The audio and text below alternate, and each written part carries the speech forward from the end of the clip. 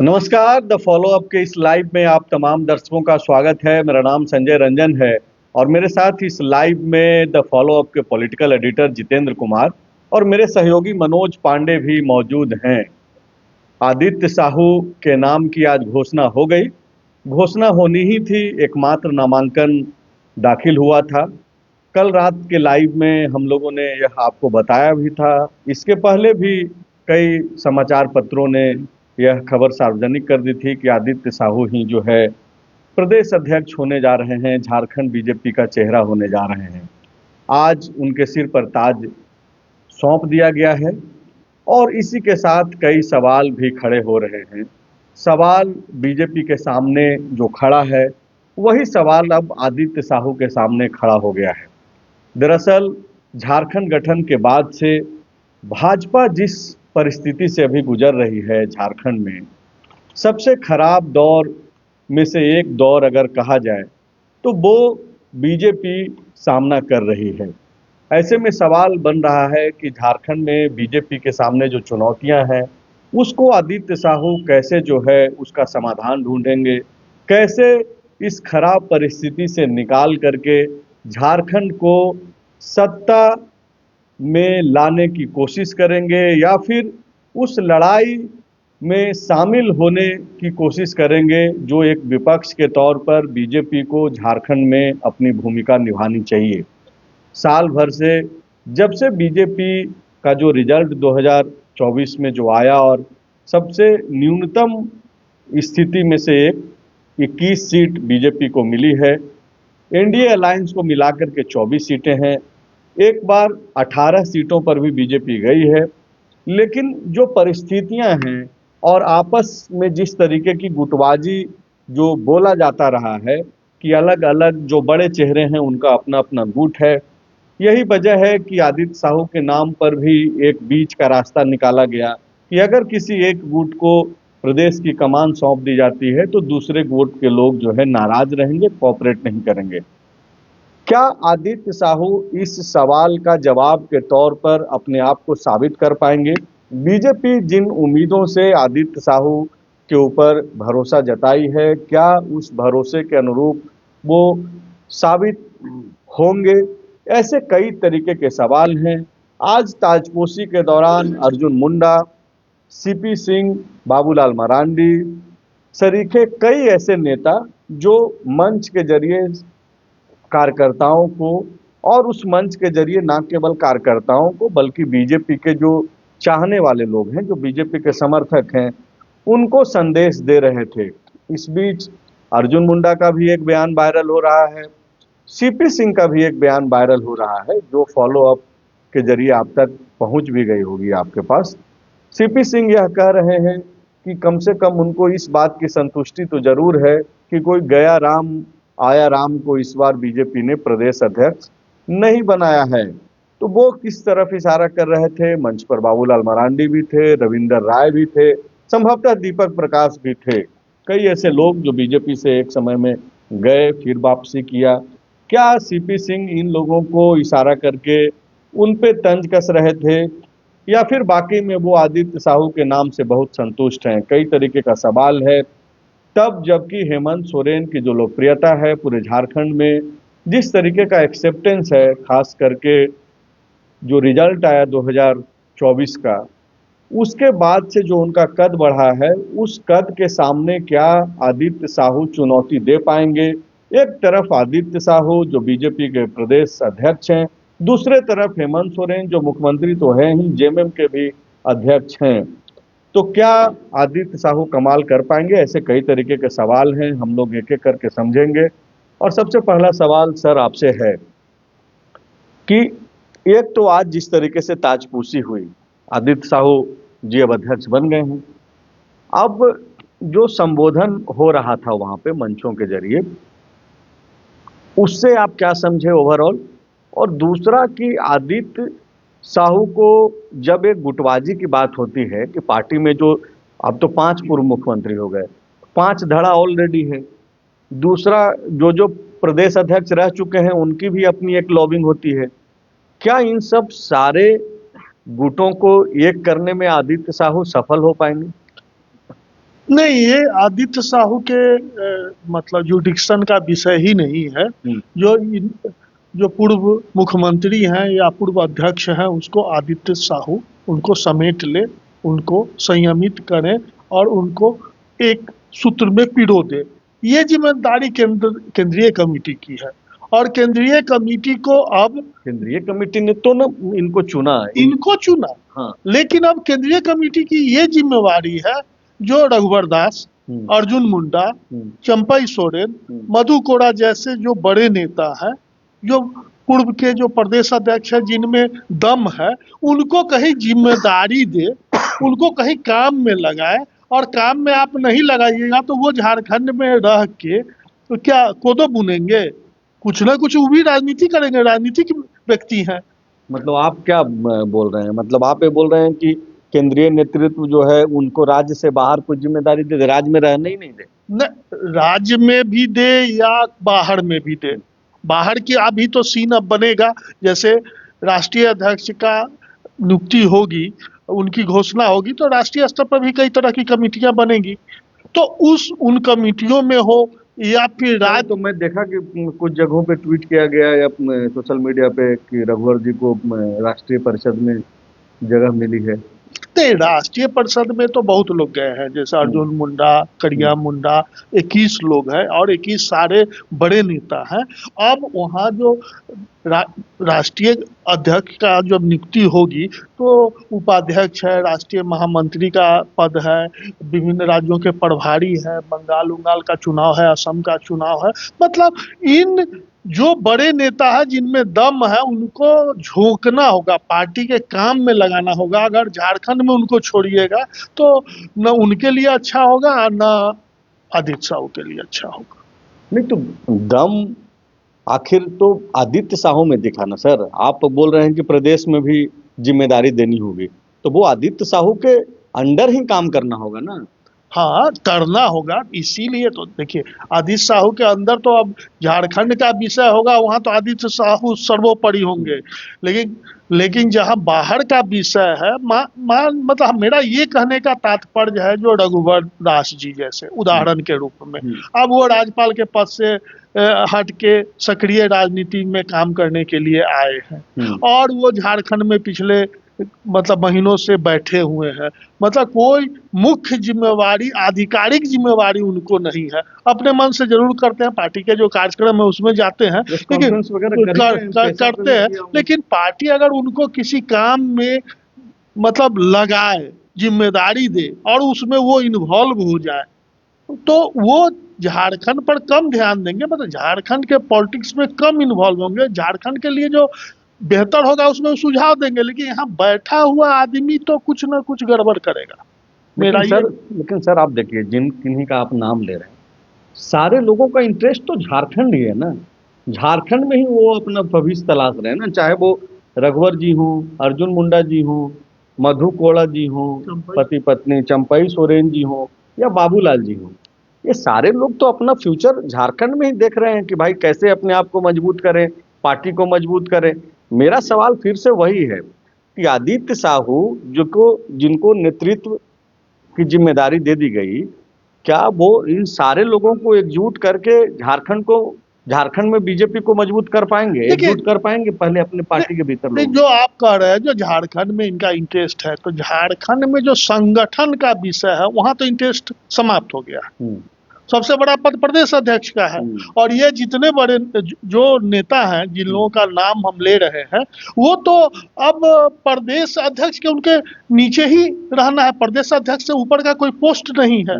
और ये नेता कहे या न कहे, इनके अंदर में तो संगठन है, तो संगठन में जो हेड होता है उसके अंदर में सारा लोग हो जाता है। वो कोई भी पार्टी का राष्ट्रीय अध्यक्ष भी है, भले ही उनसे कोई पुराने लीडर हैं, बहुत सक्रिय लीडर है, बरसों से पार्टी का काम करते हैं, उनके अंदर काम करना पड़ता है, वो तो करेंगे। लेकिन मेरा वो तो करेंगे, आप ठीक बोल रहे हैं। हाँ। लेकिन सवाल ये है, पांडे जी से भी यही सवाल है कि करेंगे, करना पड़ेगा भी, लेकिन एक होता है कि भाई बताना पड़े कि आपको ये काम करना है, और एक होता है कि भाई स्वतः जो है लोग आपस में एकजुट होकर के काम करें। और चूंकि ये जिम्मेदारी आदित्य साहू के ऊपर अब आ गई है प्रदेश अध्यक्ष बनने के बाद, सवाल वही है कि ये जो गुटबाजी है पार्टी के भीतर, क्या इसको आप देख पा रहे हैं पांडे जी कि इसको वो नियंत्रित कर पाएंगे या समाप्त कर पाएंगे? समाप्त तो होने जैसा है नहीं, कम से कम कंट्रोल कर पाएंगे? देखिए, एक कहावत होता है कि ढेर जोगी मठ के उजाड़ करता है। आप उसी की आशंका व्यक्त कर रहे हैं कि बीजेपी में बहुत ज्यादा योगी हो गया, मठ छोटा पड़ रहा है। अब रहा है आदित्य साहू का। आदित्य साहू जिस नेचर के हैं, अगर वो नेचर में परिवर्तन नहीं लाए तो वो सारे गुट में है। ऐसा कोई गुट नहीं है कि उस गुट में नहीं है। एक मतलब सबसे उनकी अच्छी है, अच्छा संबंध, बहुत व्यक्तिगत संबंध। और आज प्रदेश अध्यक्ष होने के बावजूद भी अपने से कम उम्र के नेता, लेकिन उनसे पार्टी में सीनियर नेता को वो सर करके ही संबोधन कर रहे थे और उनका पैर छू रहे थे।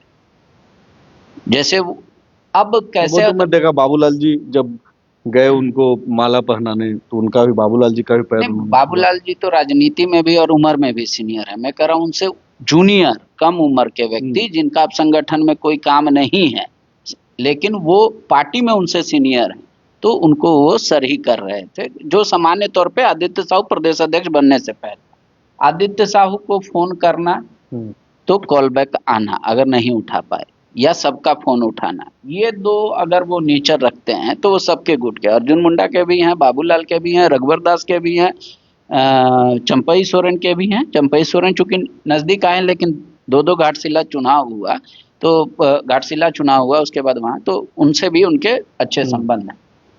अब रही बात की वर्किंग स्टाइल, आपको समझना होगा। आदित्य साहू के लिए सबसे बड़ी चुनौती ये है कि वो अपनी कमेटी का गठन करेंगे जितना जल्द हो सके। उस कमेटी में सो कॉल्ड ये जो 5 महारथी या 10 महारथी जिसका आप नाम बता रहे हैं, इन सब के आदमियों को जगह देंगे। हर जाति, हर क्षेत्र, हर धर्म के लोगों को अपने कमेटी में जगह देंगे। बस उन्हीं से उनका परफॉर्मेंस देखा जाएगा। अब रही बात बतौर प्रदेश अध्यक्ष, वो तो किसी को जिम्मेदारी दे सकते हैं, लेकिन जरूरी नहीं है कि उनके कमेटी में ही रहे। काम कमेटी वाला करेगा। आप समझिए, मान लीजिए यहाँ का यूथ विंग का किसी को जिम्मेदारी देंगे, एसटी मोर्चा का देंगे, किसी को एससी मोर्चा का देंगे, महिला मोर्चा का देंगे, विधि प्रकोष्ठ देंगे, तमाम गठित करेंगे, उसमें वो लोग बनाएंगे। लेकिन अगर युवा मोर्चा मान लीजिए जैसे घेराव किया, तो अगर ये सबको प्रमोट करना चाहेंगे या जो इनका नेचर है, तो रांची में जो भी लोग मौजूद होंगे, चाहे वो रघुवर दास हो, चंपई सोरेन हो या अर्जुन मुंडा हो, उस घेराव में सभी लोग आमंत्रित रहेंगे। उसमें वो तो फॉर्मेट है ना पांडे जी, नहीं, वो नेचर है। इनविटेशन देना फॉर्मेट नहीं है। इनविटेशन देना है कि युवा मोर्चा का कार्यक्रम है, युवा मोर्चा डिसाइड कर लेता है, ठीक है। वो प्रदेश अध्यक्ष के नाते उनको बोल देता है कि हमारा कार्यक्रम है, आप आइए। अब लेकिन जो सीनियर लीडर हैं, जो कमेटी में नहीं है, मान लीजिए कि झारखंड के भी कई लोग राष्ट्रीय कमेटी में होते हैं, तो उनके पास तो है, जो इन दोनों कमेटी से बच जाएंगे, क्योंकि कमेटी का लिमिटेशन होता है कि इतना ही मंत्री हो सकता है, इतना ही महामंत्री, इतना ही प्रवक्ता, ये सब। तो इसके बाद जो लोग जाएंगे वो उनको एक्टिव रख पाएंगे कि नहीं। तो अभी तक जितना मैं आदित्य साहू को जितने वर्षों से जान रहा हूं, वो एक्टिव रख पाएंगे। क्यों? क्योंकि आदित्य साहू के बारे में बीजेपी में एक कहावत है कि जब कोई काम नहीं हो तो भी 200 आदमी का काम आदित्य साहू बांट सकते हैं। ये उनकी कला है। जैसे एक को कहेंगे तुम लिस्ट बनाओ, दूसरे को कहेंगे कि इस लिस्ट में सुधारो, तीसरे को कहेंगे स्पेलिंग चेक करो, चौथा को कहेंगे टाइप दो। मतलब वो 200 आदमी को एनी टाइम काम बांट सकते हैं। तो इंगेज रखने की उनमें कला है। अब आप देखिए हाल फिलहाल के दिनों में क्या है। जैसे उन्होंने पहले रघुवर जी आए, पेशा पे अपना बात रखा। उसके बाद अर्जुन मुंडा आए, पेशा पे बात रखा। उसके बाद बाबूलाल जी आए, सबको इंगेज किया। जी राम जी मान लीजिए केंद्रीय का यूनिट है, लेकिन आदित्य साहू के साथ सबसे बड़ी समस्या 2-3 जो एकदम है, वो ये है कि बीजेपी केंद्रीय कमेटी का 365 दिन में लगभग आप सोच लीजिए तो 150 दिन कार्यक्रम रहता है, इसलिए राज्य स्तरीय मुद्दा गौण हो जा रहा है और कार्यकर्ता या आम आदमी उससे एसोसिएट नहीं करता है। आप इस बात को समझिए थोड़ा सा इसमें। तो इनको केंद्र का, चूंकि वो तो फरमान होता है, ऑफिस में फैक्स आता है कि दिनांक कितना तारीख को जी राम जी को लेकर पूरे राज्य भर में प्रदर्शनी होगी, तो करना पड़ता है प्रदेश अध्यक्ष को, चाहे कार्यकर्ताओं को भी, प्रदेश अध्यक्ष फिर जिसको जिम्मेदारी दे। इन सब के अलावा राज्य से जुड़े मुद्दे पर कार्यक्रम कराएं, ये इनकी जिम्मेदारी है। और ये इनके लिए चुनौती भी है। हाँ। क्योंकि प्रदेश अध्यक्ष बाबूलाल मरांडी के रहते भर में पिछला साल भर से अगर आप देखिए कि जो एक तरीके से मुख्य विपक्षी पार्टी होने के हैसियत से भाजपा को जिस तरीके से सड़क पर होना चाहिए वो उस स्तर पे दिखाई नहीं पड़ती। हाँ, मतलब ये स्वाभाविक भी है ना। अब पिछले 6 महीना से हम लोग देख रहे थे जो प्रदेश अध्यक्ष बनेंगे, तो इसको लेके भी पार्टी के अलग अलग गुट के लोग, कार्यकर्ता भी अलग अलग अनमने ढंग से अपना काम कर रहे थे। तो कई और भी कारण थे, पार्टी मतलब विधानसभा चुनाव में भी हार गई थी, बहुत अच्छा परफॉर्मेंस नहीं हुआ, बड़े नेता लोग भी कई हार गए चुनाव। तो इन सब को लेकर एक असमंजस और मतलब अनमना सी स्थिति पार्टी के अंदर थी। लेकिन अब तो आदित्य साहू बन गए हैं, तो अब आदित्य साहू के लिए तो यही चुनौती है ना, जो अब आप बन गए, आपको पूरी जिम्मेवारी मिल गई, कार्यकारी से आप अस्थाई अध्यक्ष बन गए। अब उनको सबको लेके तो चलना है, लेकिन अकेले भी चलना है। नहीं, आप सब साथ चलेंगे भी कि नहीं चलेंगे उस पर भी तो एक सवाल नहीं, वो तो है ही। तो मतलब देखिए, इसमें 3 विषय है। एक, सबको हम साथ लेके चलें जी।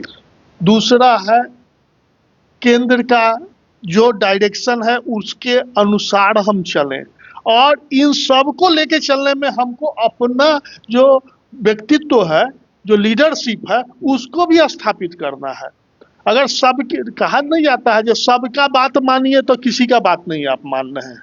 तो उस स्थिति में आदित्य साहू को अकेले और स्पार्किंग लीडरशिप देना होगा, तभी आदित्य साहू का कद आगे बढ़ेगा और भाजपा की भी झारखंड में स्थिति अच्छी होगी। मतलब आप ये बोल रहे हैं सर, ये बोल रहे हैं कि सबसे पहले तो आदित्य साहू के सामने चुनौती ये है कि झारखंड बीजेपी के भीतर वो अपने आप को इस्टेब्लिश करें पूरे झारखंड में, कि भाई आदित्य साहू अध्यक्ष हैं, बतौर नेता वो काम करेंगे। नहीं, ये मुझे नहीं लगता। वो बीजेपी का फॉर्मेट है, जो अध्यक्ष हो गया, उसका आदेश मानना होगा, उसके लिए फिर कोई एक्सक्यूज नहीं है। और प्रदेश अध्यक्ष जिला अध्यक्ष को बोलते भी नहीं, उन्होंने कार्यक्रम की घोषणा कर दी, जिला मंत्री, कार्यालय प्रभारी, इन सब का काम है उसको कराना। नहीं, वो आप ठीक बोल रहे हैं। हाँ। कि एक फॉर्मेट है, उसके हिसाब से काम होता है। हाँ, लेकिन सर जो स्पार्क क्रिएट करने की बात कर रहे हैं, वही स्पार्क नहीं क्रिएट हो पा रहा है बीजेपी में। आप देखिए कि बाबूलाल जी के अध्यक्ष रहते हुए नेता प्रतिपक्ष अभी भी हैं, वो बावजूद इसके कार्यकर्ताओं में वो जोश नहीं दिखाई पड़ता है। इस तरीके से अब तक दिल पे ये लोग चुनाव परिणाम को लगाए हुए हैं। भाजपा के कार्यकर्ता नेता से अब बातचीत करें, अभी आदित्य साहू के चयन के दिन भी मैं ऐसा नहीं मानता, क्योंकि बारात अभी बहुत दूर है, तो ढोल कितना देर पिटवाएंगे। पता चला जब बारात आएगा तब ढोल पीटने वाला थक जाएगा। ये भी तो एक कारण हो सकता है। आप समझिए इस बात को। आप अभी ताजी चुनाव हारे हैं, अभी नया कमेटी बना नहीं है, पुराने कमेटी है। पुराने कमेटी में जो नए लोगों का हुआ, उन लोगों ने अपनी कमेटी नहीं बनाई है, तो पुराना वाला ये सोच के नहीं करता है कि नया कमेटी जो बनेगा वो अपने हिसाब से करेगा। रे भाई ठीक है, हम करेंगे तो ज़्यादा बोलेगा कि आगे बढ़ के कर रहा है। एक ये मानसिकता होता है। नई कमेटी के लोग में ये होता है, ये जितनी जल्दी अपनी कमेटी बना लेंगे, मंडल में अभी मान लीजिए 12-15 मंडल बाकी है, उसका घोषणा ही करा दें, 2 जिला का बाकी है उसका करा दें, और प्रदेश कमेटी का फॉर्मेशन करा लें। अब जैसे देखिए, आदमी काम करने वाले का भी ये सिलेक्शन कर लेते हैं। जैसे अमर बावरी जब एससी अध्यक्ष थे, तो वो पार्टी को एकदम अलग लेके जा रहे थे। मतलब प्रदेश समिति से ही मोर्चा का ही ज्यादा पूछ था, कोई भी तो कार्य। अच्छी बात है ना भाई, वो बहुत एक्टिव थे, मुद्दों को लेकर के सजग थे। हाँ, तो उसी तरीके के अगर आदमी का भी ये चयन कर लेंगे अपने कमेटी में तो इनका काम आधा हो जाएगा। एक बात। दूसरी बात ये है कि जैसे कि अभी कमेटी बनाने में सबसे ज्यादा प्रदेश अध्यक्ष की क्या चुनौती होती है कि वो सबसे रायशुमारी करते हैं। जो सीनियर सो कॉल्ड लीडर है, अर्जुन मुंडा जी से पूछेंगे कि सर किसको किसको संगठन में रखना चाहिए, बाबूलाल जी से पूछेंगे, रघुवर जी से पूछेंगे। अब इसमें डिफरेंस क्या आता है, क्योंकि वो लोग प्रदेश स्तर के नेता हैं तो उनके पास प्रदेश स्तर के कार्यकर्ता हैं, मतलब हर जिले में कहेंगे कि फलना को ये दिया जा सकता है, देखना को ये दिया जा सकता है, तो उनका सुनते हुए एक समन्वय बनाना होता है। ठीक है। और फिर अपने लोगों को भी, चूंकि 30 साल इन्होंने पार्टी में दिया है तो इनके दिमाग में भी तो है कि इस आदमी को बढ़ाने से पार्टी को फायदा होगा, तो उसको भी बढ़ाना है। और लिमिटेड सीट है तो एक चुनौती वो हो जाएगी। दूसरा ये हो जाएगा कि अभी सिर्फ पार्टी एक्टिव रहे पर बेड पे रहे, समझ रहे हैं, मतलब जगा हुआ आदमी जैसे बेड पे रहता है। जैसे जैसे चुनाव नजदीक आएगा अभी पार्टी फुल एक्टिव रहेगी, क्योंकि मतलब निकाय चुनाव अभी ढोल नगाड़ा बजाने का जरूरत हाँ नहीं है। अभी निकाय आप सिर्फ हाँ, जैसे दिखाइए कि हम हैं। दुर्वा की बच्ची जब लापता हुई, वो भाई बहन दोनों, तो पार्टी ने घेराव किया एसएसपी कार्यालय का। 9 दिन के बाद नींद हाँ खुला। ठीक है। 8 ये आप तुरंत स्पॉन्टेनियस चाहते हो, उतना हो सकता है कि वो बोल रहे कि हमको प्रशासन को समय देना था, हम लोग गए थे वहां भी समय दिया था। लोग तो देखिए पांडे जी, तो बीजेपी क्या कैसे सोच रही है ये अंदर की बात हो गई, पार्टी के भीतर की बात है, लेकिन बीजेपी को लेकर के लोग क्या सोच रहे हैं नहीं, सब उसका लोग रिफ्लेक्शन जब सोशल मीडिया पे दिखता है कि भाई बीजेपी कुछ नहीं बोली। नहीं 7 दिन 8 दिन के बाद बीजेपी को चाहने वाले लोगों ने जब लिखना शुरू कर दिया। नहीं देखिए, सोशल मीडिया पे लिखने वाले या चाहने वाले बीजेपी के लोग सब कोई एक जैसा सोच नहीं सकता, और सब कोई सोचने वाला लिख नहीं सकता, ये भी एक विषय। अभी इनको हाइपर सेंसिटिव फॉर्मेट में कल ही से रहना पड़ेगा, क्योंकि निकाय चुनाव का घोषणा हो रहा है। सबसे बड़ी चुनौती ये होगी, हर वार्ड में बीजेपी के कार्यकर्ता हैं और हर कार्यकर्ता इच्छुक है कि हम चुनाव लड़े, तो उसमें समन्वय बनाना है उन लोगों में कि भाई एक लड़ो। ये पहली चुनौती है, हाँ, बड़ी चुनौती। फिर उसी तरह मेयर में बीजेपी का एक ही कार्यकर्ता उतरे मेयर पद के लिए, उसके बाद अध्यक्ष जिला परिषद, तो ये जो सबसे बड़ी चुनौती है। और इसके साथ